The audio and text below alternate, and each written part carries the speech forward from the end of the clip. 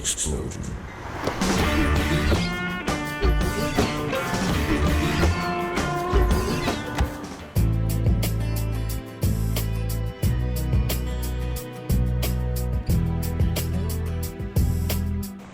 I'm Dr. Adetokunbo Pearse, recently retired senior lecturer, University of Lagos, Department of English.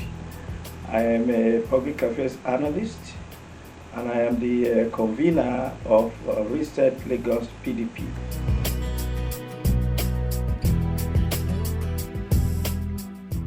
Well, you say three. Let us the first three. I would say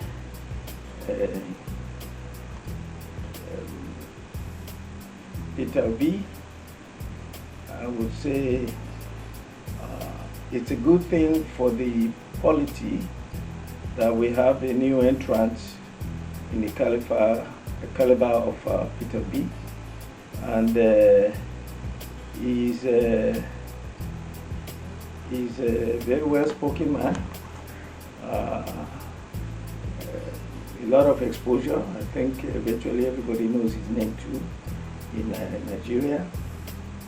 Former vice presidential candidate of the PDP just recently, the last election in 2019. He has been able to awaken the interest of young people and of the Igbo community, especially in politics in Nigeria. So his entrance into the game is quite interesting, and it's energized the debate. And then you have Ashwaju Ahmed Bola Ahmed Tinubu, who is another well-known person, Jagaban, who has been basically in control of Lagos state politics for about 20 years, and helped to develop the APC as a party. And but he was the one that gave us Buhari. If it was not for him, Buhari would never be president, because Buhari has always won his votes in the north, but could never get the required 25% in the number of states he required, and he definitely could never have won because he never got much from the south generally. But with the formation of the APC and the brainchild of Bola Ahmed Tinubu, he was able to win. So now, popular as Tinubu is, two things are going against him, I think. One is that he has aged very badly. Whether he's 70, 60, or 90, it doesn't really matter. The most important thing is that he doesn't look healthy. He can hardly walk, so that's a problem. And I think it's affecting his speech, you can see. It's affecting his analysis of things. There's that issue. There's also the issue of APC, 7 years of mismanagement, of insecurity, of almost collapse of the economy, of tribalism and prejudice in government. So, and he is responsible. He cannot run away from it. So for that reason, he has an uphill task. But it's going to be a very exciting 2023. And then, of course, you have Atiku Abubakar, who has also been in the game for long, known to everybody in the country, former vice president, former presidential candidate of the People's Democratic Party in 2019. And what Atiku is doing now, which has made him very attractive, is that he is preaching restructuring. And you know, I think generally Ohanize Ndibu, Pande, Afenifere, all the even Northern Elders Forum, everybody believes that the way forward in Nigeria is to restructure Nigeria so that we will have devolution of powers to the states, and the states would have more input into their development, access to their natural resources so they can use it to build the states. And what is the country without the states? So it's the accumulation of the states that form the country.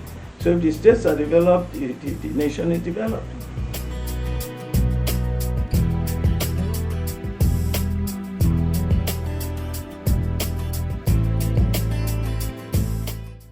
Nigerian people are prepared and are looking for a free and fair election.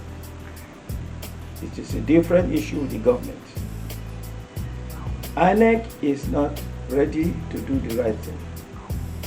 A lot of people are registering to vote, but INEC will not produce their PVC. I guarantee you. And I guarantee INEC to challenge it. You know why I know? I know people, including myself, who have been trying to get INEC to turn their their temporary PVC to permanent PVC for 4 years. Till now, they have not done it. You go to them every time, they tell you it's not ready. 4 years. You understand? I have proof. Now, I saw a lot. The last time I went was last week, to check where I registered about 6 months ago, where they say I should come back. So I keep going. I saw people lining up. I just walked past them and went here. I said, my own is different. I'm not coming to register. I want to check. They say it's not here yet. Come back again. So I look at how these people registering and laugh. Are they going to get their PVC? No. INEC is not going to release their PVC. So we have a problem. Of course, we know that this automatic transmission, electronic transmission, is a good idea, and it's worked in Kitty, it's worked in Oshun. So we think that's going to work. But there are other problems involved, such as, will you be able to get to the place to vote? Do you have your PVC? Now, there's of course the violence, an issue of security for the voter. It's not there too. It's not there because area boys intimidate people. You cannot go to vote. A lot of middle class people cannot vote until we're able to vote online. We're able to vote in our churches, in our mosques, in the shopping center. So there has to be a lot of improvement. I'm going to tell you something else, which I found out in reading Atiku's book. If you don't mind, I think I can find a copy of the book to show you. He said in one of the books that, in one of his essays, that until the INEC chairman is not appointed by the president, INEC will never be free. INEC chairman can only be free if he or she is not appointed by the president. Imagine if the INEC, the equivalent of the INEC chairman in America, was appointed by Donald Trump. What would have happened? Biden would never be president because he would just tell his appointee, don't announce the result, as he tried to do in America. But he couldn't, because in America you have every secretary to the state government in each state is the returning officer and chief electoral officer of that state. We have to adopt something that is reasonable. The way we have it now is too easy to rig it. Even if, look at what happened in 2019. Let's face it, I'm not one to tell you that Abubakar won, Atiku Abubakar won, but I can tell you that it is on record that it appears that he won. You saw the manipulations that Buhari did, get rid of the Chief Justice. They couldn't find the results on the server. Come on. The results were on the server. If it's there, it's there. But the president must have told them, don't announce. Even if the president doesn't say anything, you know what you're supposed to do. Why do you think I put you there as the INEC chairman? For me to lose the election? Are you serious? You see, until we have that change, and this is why I believe in Atiku Abubakar, I'm promoting him everywhere for the good of Nigeria. Look, my future is now. People like us, once you cross 60, forget about it. You're an old man. All you need to do is help the situation so that the future can be better for people who are coming up. Nigeria is a disgrace. Our potential is being wasted every day. So the election we have now, it is imperative on our people to understand this is not about your tribe, my tribe, come on. And that's the only shortcoming I find in the politics today. I'm sorry to say, we have a problem with some of these leaders.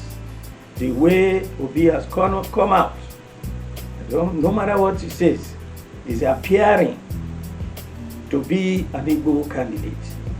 The way Ashwaju has come out is appearing to be a Yoruba candidate. In fact, Ashwaju said it himself. It is the turn of the Yorubas. What kind of election? You are talking about Nigeria, the whole country, with so many ethnic groups, and you are saying it is your turn. Not only is it the Yoruba turn, it is his own turn. Whether he says it is his turn or not, the point of the matter is he is a Yoruba man, and he's saying it is the turn of the Yoruba people. So we have a problem. And that's another advantage which Atiku has. Atiku is saying it is the turn of restructuring. It is the turn of a reform for the whole nation.